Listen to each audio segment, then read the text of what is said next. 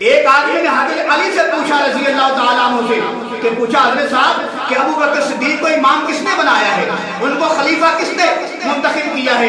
تو سنیے حضرت علی کا جواب، سنیے حیدر کرار کا جواب، سنیے شیر خدا کا جواب، سنیے حسنین کے والد محترم کا جواب۔ حضرت علی فرماتے ہیں کہ ابو بکر صدیق کو خلیفہ ہم نے چنا ہے، ان کا انتخاب ہم نے کیا ہے، ہم نے غور کیا، فکر کیا، سوچا سمجھا اور اس نتیجے پہ پہنچے کہ نبی کے بعد اگر کوئی ہمارا خلیفہ بن سکتا ہے، نبی کے بعد اگر کوئی ہمارا امام بن سکتا ہے تو ابو بکر صدیق بن سکتے ہیں۔ تو حضرت علی فرماتے ہیں ہم نے خود ابو بکر صدیق کو اپنا امام بنایا ہے۔ اس کے بعد حضرت علی کا ایک اور جواب سنیے، حضرت علی کی شان پہ قربان جاؤں، حضرت علی کے مقام پہ قربان جاؤں، حضرت علی کے نالین مبارک پہ قربان جاؤں، حضرت علی کے قدموں کی دھول پہ قربان جاؤں۔ حضرت علی فرماتے ہیں ابو بکر صدیق وہ ہیں کہ جن کو اللہ کے نبی نے اپنی ساری زندگی میں ہمارے دین کا امام بنایا تھا، اور نبی کے جانے کے بعد ہم نے ابو بکر صدیق کو اپنی دنیا کی امامت اور خلافت کا امام بنا لیا ہے۔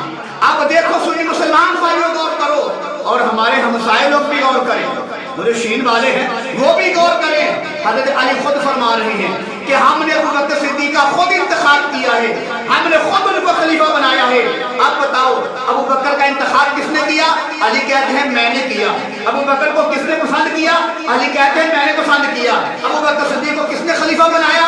علی فرماتے ہیں میں نے خلیفہ بنایا۔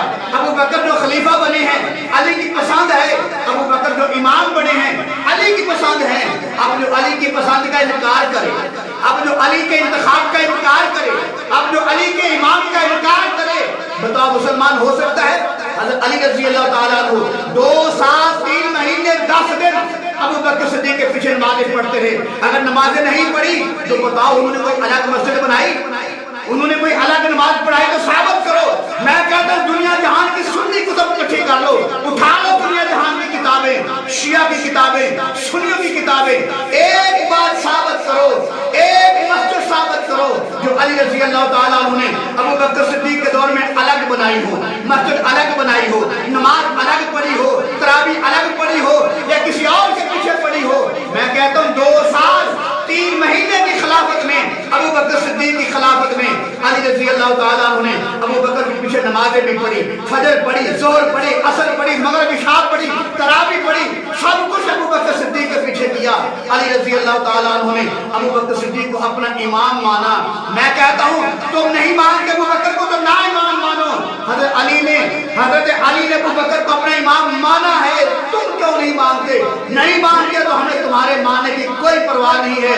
ہم اس کو اپنا امام مانتے ہیں جن کو علی اپنا امام مانتے ہیں، ہم اس کو امام پسند کرتے ہیں جن کو علی مرتضیٰ امام پسند کرتے ہیں، ہم ان کو خلیفہ مانتے ہیں جن کو علی مرتضیٰ خلیفہ مانتے ہیں۔ اور جو ابو بکر کی خلافت کا منکر ہے، جو ان کی امامت کا منکر ہے، اور جو ان کی نماز پڑھانے کا منکر ہے، میں کہتا ہوں تم ابو بکر کی خلافت کے منکر نہیں، تم ابو بکر کی امامت کے منکر نہیں، تم ابو بکر کی پسند کے منکر نہیں، تم حضرت علی کے انتخاب کے منکر ہو، تم حضرت علی کے پسند کے منکر ہو، تم حضرت علی کے امام کے منکر ہو۔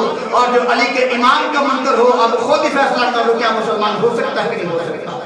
میں کہتا ہوں علی سے محبت کرنے والا مر سکتا ہے، ٹکڑے ٹکڑے ہو سکتا ہے، جان کی قربانی دے سکتا ہے، ہزاروں جانیں قربان کر سکتا ہے، لیکن علی رضی اللہ تعالیٰ عنہ کی بات کا انکار نہیں کر سکتا۔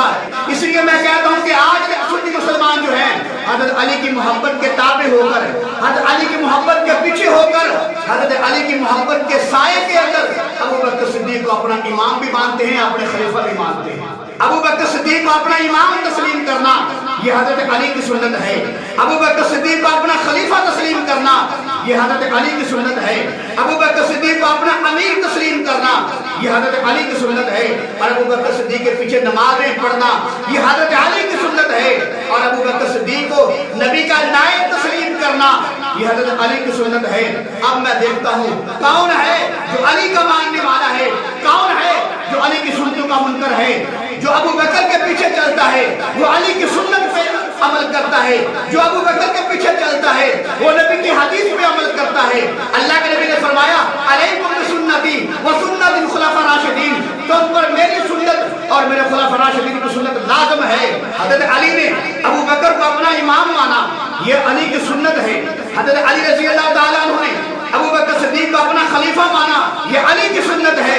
اب جو علی والا ہے وہ علی کی سنت پہ عمل کرتا ہے، جو علی سے محبت کرتا ہے وہ علی کی محبت کے تابع ہو کر ابو بکر صدیق سے محبت کرتا ہے، اور جو علی کا منکر ہے وہ نہ علی کی بات مانتا ہے نہ صدیق کی بات مانتا ہے۔